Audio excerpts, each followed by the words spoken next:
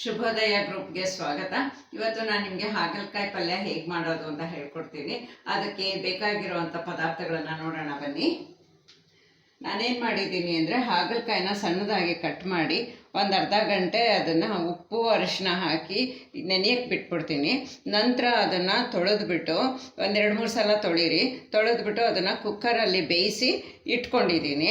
ಅದಕ್ಕೆ ನಂತರ ಬೆಲ್ಲ, ಕೊಬ್ಬರಿ ತುರಿ ಅರ್ಧ ಬಟ್ಲು, ಇಂಗು, ಉಪ್ಪು, ಕರಿ ಎಳ್ಳು ಪುಡಿ, ಹಸಿಮೆಣಸಿನ್ಕಾಯಿ, ಕರ್ಬೇವಿನ ಸೊಪ್ಪು, ಧನಿಯಾ ಪೌಡರ್, ಜೀರಾ ಪೌಡರ್, ಅರಿಶಿನ, ನಿಂಬೆಹಣ್ಣು ಕಟ್ ಮಾಡಿ ಇಟ್ಕೊಂಡಿದ್ದೀನಿ, ಎಣ್ಣೆ.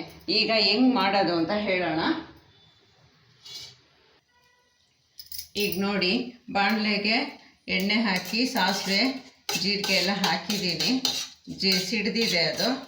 ಈಗ ಇದಕ್ಕೆ ಬೇಯಿಸಿರೋ ಹಾಗಲಕಾಯಿನ ಹಾಕ್ತಾಯಿದ್ದೀನಿ.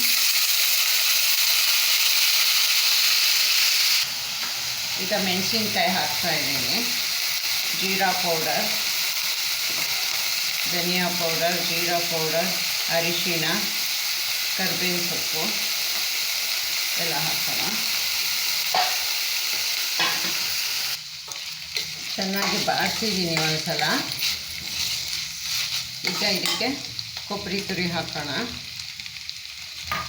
ಕೊಬ್ಬರಿನಾದರೂ ಹಾಕಿ, ನಿಮ್ಮ ಮನೆಯಲ್ಲಿ ಹಸಿಕಾಯಿ ಇದ್ದರೆ ಅದನ್ನೇ ಹಾಕಿ, ಏನೂ ತೊಂದರೆ ಆಗಲ್ಲ. ಚೆನ್ನಾಗಿ ಒಲೆ ಮೇಲೆ ಬಾಡಿಸೋದ್ರಿಂದ ಯಾವುದೇ ರೀತಿ ವಾಸನೆ ಏನು ಬರೋದಿಲ್ಲ, ಇಟ್ಕೊಂಡು ತಿನ್ಬೋದು.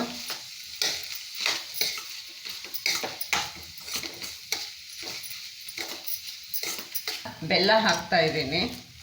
ಬೆಲ್ಲ ಪುಡಿ ಮಾಡಿ ಇಟ್ಕೊಂಡು ಹಾಕಿ ಮಿಕ್ಸ್ ಮಾಡಿ ಚೆನ್ನಾಗಿ. ನೋಡಿ, ಎಳ್ಳು ಪುಡಿ ಹಾಕಿ ಅದನ್ನು ಒಂದು ಸಲ ಕೈ ಆಡಿಸಿ, ಜಾಸ್ತಿ ಏನು ಬೇಕಾಗಿಲ್ಲ. ಎಳ್ಳನ್ನು ಹುರಿದು ಪೌಡ್ರ್ ಮಾಡಿ ಹಾಕಬೇಕು. ಈಗ ಗ್ಯಾಸ್ ಆಫ್ ಮಾಡ್ತಾಯಿದ್ದೀನಿ. ಹಿಂಗೆ ಹಾಕೋಣ.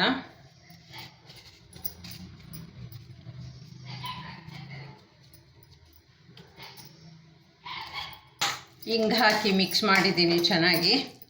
ಈಗ ಕೆಳಗಿಳಿಸ್ತಾ ಇದ್ದೀನಿ.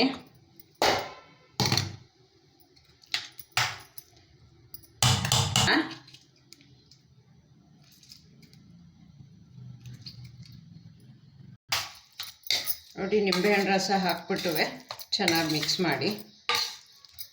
ಯಾವುದೇ ರೀತಿ ನೀರಿನ ಅಂಶ ಇನ್ನೇನು ಸೇರಿಸ್ಬೇಡಿ ಇದಕ್ಕೆ.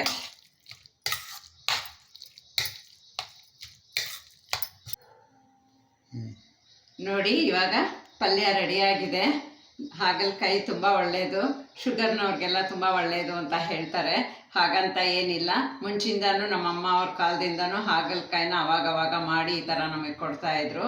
ಎಲ್ಲರೂ ತಿನ್ನಿ, ಆರೋಗ್ಯನ ಕಾಪಾಡ್ಕೊಳ್ಳಿ. ನಮಸ್ಕಾರ, ವಂದನೆಗಳು.